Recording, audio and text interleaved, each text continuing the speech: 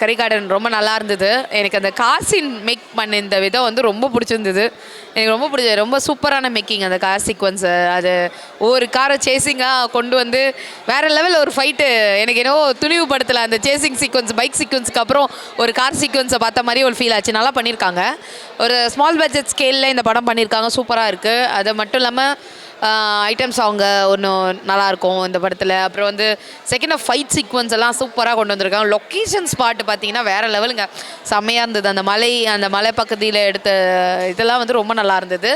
So எனக்கு முக்கியமாக ஸ்பெஷலாக பிடிச்சது வந்து மியூசிக்ஸ் தான்.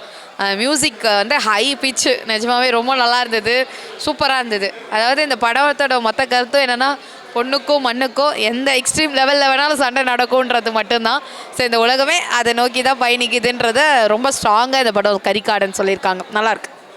ஸோ இந்த கரிகார்டன் மூவி வந்து நான் பார்த்தப்போ ஸ்டார்டிங்லேருந்து எண்டிங் வரைக்கும் நீங்கள் இந்த படம் பார்த்தீங்கன்னா ஒரே சஸ்பென்ஸ், ஒரே த்ரில்லர் அந்த மாதிரி தான் ஒரு ஃபிலிமாக இருந்தது. என்ன நடக்க போகுது, என்ன இருக்க போகுதுன்னு சொல்லிட்டு நம்மளுக்கு தெரியல.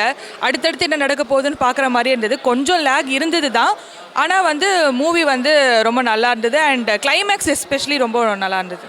கரிகார்டன் படம் நல்லா இருக்குது. எனக்கு வந்துட்டு மியூசிக்ஸ் ரொம்ப பிடிச்சது. மியூசிக் டைரக்டர் தான் நிறைய ஒர்க்கு கொடுத்துருக்காங்க போல். சாங்ஸ் எல்லாமே நல்லாயிருக்கு. ஃபைட்டு வேறு லெவல், சான்ஸே இல்லை. அந்த படத்தில் ஃபைட்டு நல்லாயிருக்கு. அந்த ஃபைட் சீன்ஸ்லாம் வந்துட்டு பார்த்திங்கன்னா ஹீரோவை பயங்கரமாக வேலை வாங்கியிருக்காங்க. செம்ம ஹார்ட் ஒர்க் பண்ணியிருக்காரு ஹீரோ. ஃபைட் சீன்ஸ் தான் வேறு லெவலில் இருக்குது. அண்ட் இன்னொரு விஷயம், டேரக்டர் வந்துட்டு ரொம்ப டெடிக்கேஷனாக இந்த படத்தை டைரக்ட் பண்ணியிருக்காரு. படம் நல்லாயிருக்கு. தியேட்டரில் வந்து பார்க்கலாம். இப்போ தான் படம் முடிச்சு சொல்லி வந்தோம். இந்த படம் வந்து ஒரு நல்ல ஒரு ஃபேமிலி என்டர்டைன்மெண்ட்டான ஒரு படம். இதில் வந்து பாட்டு ரொம்ப அருமையாக இருந்துச்சு. ஒரு 6 பாட்டுக்கிட்ட இருக்குதுன்னு நினைக்கிறேன். 6 பாட்டுமே நல்லா இருந்துச்சு.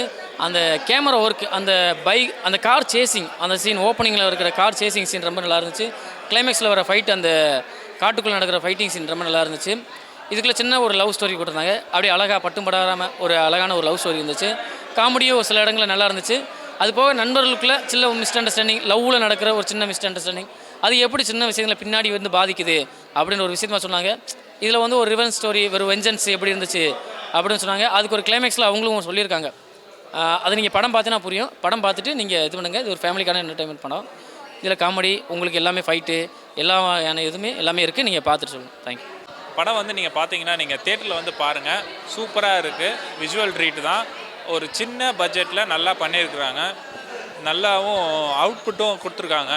ஹீரோவாக இருக்கட்டும், ஆர்டிஸ்ட்டாக இருக்கட்டும், எல்லா ஆர்டிஸ்ட்டும் பயங்கரமாக நடிச்சிருக்காங்க. லொக்கேஷன்ஸ் பயங்கரமாக இருக்குது.